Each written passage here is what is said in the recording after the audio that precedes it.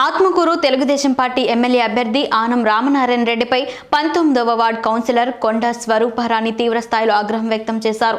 ఏ మొహం పెట్టుకుని ఆత్మకూరులో ఓట్లు అడుక్కోవడానికి వస్తున్నావు రామనారాయణ రెడ్డి అన్నారు. 2009 ప్రాంతంలో నేను అభివృద్ధి చేశానని డప్పా కొట్టుకుంటున్నానని అన్నావు. నువ్వు 2014లో ఎందుకు 8000 ఓట్లు మాత్రమే సాధించావని ఎద్దేవా చేశారు. 2009లో నువ్వు అభివృద్ధి చేసి ఉంటే 2014లో నువ్వు గెలిచేవాడివి కదా, మరి ఎందుకు చిత్తుగా ఓడిపోయావు రామనారాయణ రెడ్డి అని సూటిగా ప్రశ్నించారు.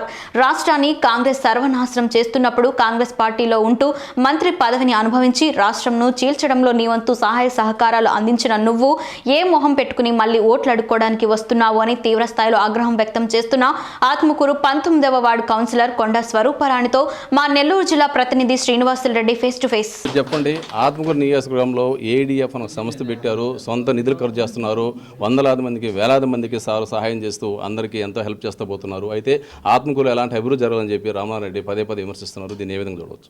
అభివృద్ధి గురించి మాట్లాడాలంటే ముందుగా మా ఎమ్మెల్యే గారికి విక్రమన్న గారికి నమస్కారాలు. మేమేందంటే ఈరోజు మేము ఇక్కడ నిలబడగలిగామంటే అది మేకపాటి వారి దయా దాక్షిణ్యంతో జగనన్న సపోర్ట్తో మేము ఇక్కడ చేస్తున్నాము. ఎంతమంది మహిళలను మేము ఇక్కడ వచ్చి ఈరోజు ఇంత స్థాయిలో అందరికీ మహిళలకి మంచి స్థానాలు ఇచ్చి మేము ఇక్కడ నిలబడగలిగామంటే అది వారి దయా దాక్షిణ్యంతో వాళ్ళు మాకు ఇచ్చినటువంటి సపోర్ట్తో. ముఖ్యంగా అభివృద్ధి గురించి మాట్లాడండి అని అంటున్నారు. అభివృద్ధి గురించి 2009లో వైఎస్ రాజశేఖర రెడ్డి గారు ముఖ్యమంత్రి, ఆయన పీరియడ్లో మన రామనారాయణ రెడ్డి గారు గెలిచారు. తర్వాత మున్సిపల్ శాఖ మంత్రిగా, ఆర్థిక శాఖ మంత్రిగా ఆయన పదవులు తీసుకొని చేశారు. అప్పటి కాలంలో రాజశేఖర రెడ్డి గారి పీరియడ్లో ఆయన ఏం చేశారంటే అభివృద్ధి కార్యక్రమాలు చేశాను, నేను అవి చేశాను, అక్కడ బిల్డింగ్స్ కట్టించాను, అక్కడ అవి చేశాను, ఇవి చేశాను అని మాట్లాడుతున్నారు.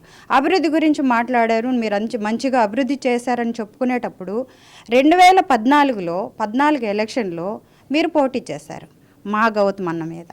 పోటీ చేసినప్పుడు అప్పుడు మీరు అభివృద్ధిని ముందు చూపిస్తూ ప్రజలు నిన్ను గుర్తించి ఉంటే మిమ్మల్ని మీ అభివృద్ధిని ప్రజలు నమ్మి ఉంటే మీకెందుకు ఓట్లేసి గెలిపించలేదు? మిమ్మల్ని గెలిపించాలి కదా. ఎప్పుడో జరిగిపోయింది. 2009లో మీరు చేశారు, 2014లో 8000 ఓట్లు వచ్చాయి మీకు. మీరు అభివృద్ధి చేసినప్పుడు మీకు గొప్ప మెజార్టీ రావాలి, మా గౌతమన్న ఓడిపోవాలి కదా. మీరు ఎందుకు చేయలేకపోయారు? అభివృద్ధి చేయాలి, చేసిన వాడికి మేలే జరుగుతుంది. ఎవరు జనాలు అంత అమాయకులేం కాదు కదా. ఎందుకు అభివృద్ధిని దృష్టిలో పెట్టుకొని మీరు ఎందుకు చేయలేపారు?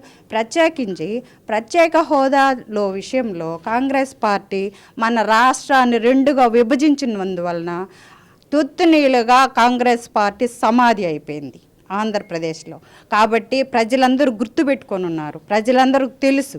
ఆ రోజు మన రాష్ట్రం విడిపోయి ఉన్నా కూడా జగన్మోహన్ రెడ్డి ముఖ్యమంత్రి కావాలి, ప్రత్యేక హోదా కోసము ప్రయాసపడాలని చెప్పని ఆయన ఎంతో కృషి చేశాడు. అప్పట్లో ఆయన గెలిచినప్పుడు ఆనం రామనారాయణ రెడ్డి గారు నీవు ఈరోజు పోటీ చేస్తున్నారు, అప్పటి చేసిన అభివృద్ధి కార్యక్రమాల గురించి మాట్లాడకుండా 2014 నుంచి 19 వరకు అంతకు ముందు ఉన్నటువంటి 5 సంవత్సరాల్లో చంద్రబాబు నాయుడు పీరియడ్లో చేసినటువంటి అభివృద్ధి ఏం జరిగింది అనేది ప్రజలకి చెప్తే కొద్దిగా తెలుస్తుంది, వాళ్ళు కూడా గమనిస్తారు. చంద్రబాబు నాయుడు పీరియడ్లో ఏం చేశాడు? ఆసరా మహిళలకి పొదుపు రుణమాఫీ చేస్తానన్నాడు. పూర్తిగా మీరు అసలు కట్టేవద్దు, మీరు ఆపేసేయండి, కట్టకుండా ఆపేసేయండి అన్నాడు. కట్టకుండా ఆపేసేయండి అని ఆయన ఎకనామిక్స్ ఎంఏ ఎకనామిక్స్ చేసినానన్నారు. కట్టకుండా ఆపేసేయండి అని అన్నప్పుడు బ్యాంకర్స్ మన చుట్టాలా? కాదు కదా. బ్యాంక్ వాళ్ళు లోన్ ఇచ్చినప్పుడు అప్ టు డేట్ వాళ్ళకి మంత్లీ పే చేస్తుంటేనే ఆ గ్రూప్ రన్నింగ్లో ఉంటుంది, దానికి మంచి ఇది ఉంటుంది. కానీ ఇప్పుడు డిఫాల్ట్ అయిపోయినందువలన కట్టకుండా ఆపేసేయండి అన్నారు. మా ముఖ్యమంత్రి ఏదో చేస్తాడు, గెలిస్తే ఏదో చేస్తాడు, మమ్మల్ని ఉద్ధరిస్తాడని చెప్పి అందరు కట్టకుండా ఆపేశారు. ఏమన్నా ఉద్ధరించాడా? మోసపోయారు ప్రజలు. జనాలు పొదుపు విషయంలో మోసపోయారు, ఆసరా విషయంలో మోసపోయారు. సరే పోనీలే అదన్నా అటు అనుకుంటే ఇంకొక మంచి హామీ ఇచ్చాడు, ఇంటికి ఒక ఉద్యోగం ఇస్తానన్నాడు, లేదా ఇంటి ఒక ఉద్యోగం ఇచ్చేది అట పోనిచ్చి నిరుద్యోగ భృతి 2000 ఇస్తానన్నాడు, అవి ఇవ్వలేదు. పెన్షన్స్ ఈ సకాలంలో అవ్వతాతలు అగసాట్లో పడ్డారు. లాస్ట్ గవర్నమెంట్లో చంద్రబాబు నాయుడు 2014 గవర్నమెంట్లో మా గౌతమ్ అన్న సపోర్ట్తో నేను కౌన్సిలర్గా గెలిచాను. నేను ఆ అవ్వతాతల కోసము పెన్షన్ కోసం కౌన్సిల్ మీటింగ్లో కూడా గొడవ పడేవాళ్ళమే. ఇంత చేశారు. తర్వాత ప్రత్యేకించి మరి ముఖ్యమైనది ఏంటంటే చంద్రబాబు నాయుడు పీరియడ్లో మున్సిపాలిటీ 2012లో మున్సిపాలిటీ అయిన తర్వాత ఈయన ఓడిపోయారు. 2014 రామనారాయణ రెడ్డి గారు ఓడిపోయారు. తర్వాత ఆయన టీడీపీకి సపోర్ట్గా ఉన్నాడు, చేస్తూ ఉన్నాడు, వెనకుండి చూస్తున్నాడు. అయితే ఇంటి పన్నులు అత్యధికంగా పెంచేసి ఆ పెంచేసిన నెపము ఇప్పుడు వైఎస్ఆర్ కాంగ్రెస్ పార్టీ మీద నెపం నెట్టాడు. ఆ రోజు మేమంతా బాయ్కాట్ చేశాము.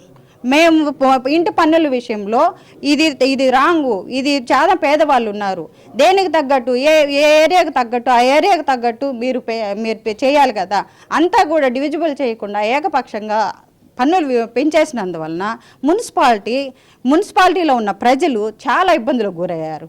తర్వాత ఇప్పుడు ఆ ప్రభుత్వంలో ఉన్నప్పుడే మేము చర్య చేస్తామని చెప్పని రాష్ట్రంలో ఎవరో అతను నాకు ఐడియా లేదన్నా అతన్ని పిలిచి ఏదో మీటింగ్ చేశారు, ఏదో సంతృప్తి పరిచారు జనాల్ని. కానీ అది కూడా చేస్తామని చెప్పారు. కానీ మాటలు అయితే చెప్తుంటారు, మాయ మాటలు మంచిగా చెప్తారు. ప్రజలు ఇప్పుడు నమ్మే స్థితిలో లేరు, అప్పుడు నమ్మారు. ఒకవేళ అప్పుడు అంటే మైండ్ ఎవరికి ఒకవేళ డెవలప్ కాలేదు, మెచ్యూరిటీ డెవలప్ కాలేదేమో. ఇప్పుడు అందరూ మంచి తెలియగలిగిన స్థితిలో ఉన్నారు. ఎవరు అభివృద్ధి చేయగలిగిన వాళ్ళు, ఎవరు అభివృద్ధి చేయలేని వాళ్ళు అనేది ప్రజలందరికీ తెలుసు. వాళ్ళందరూ ప్రజల గుండెల్లో మోహన్ రెడ్డిని ముద్ర వేసుకొని ఉన్నారు.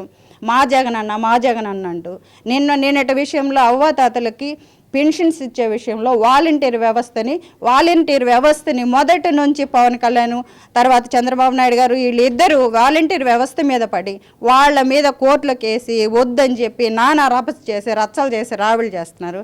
ఎట్టి పరిస్థితుల్లో జనాలు ఒప్పుకోరు. వాలంటీర్ వ్యవస్థ జగన్ అన్న రేపు మే 13 జరిగే ఎలక్షన్లో ప్రజలందరూ గట్టి తీర్పునిస్తారు, జగన్ అన్న వైపు నిలబడతారు.